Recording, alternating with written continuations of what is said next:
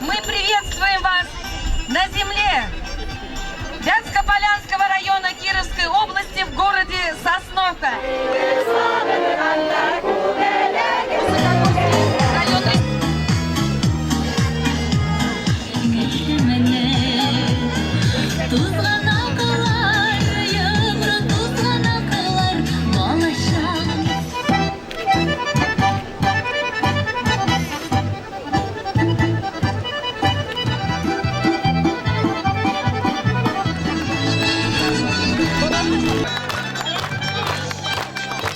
Alsu tağlar yaktı irtelerde, şeşek kumben şıklı bulunda, beyrem ite bugün rayon halkı, hizmet toyu Saban toyunda.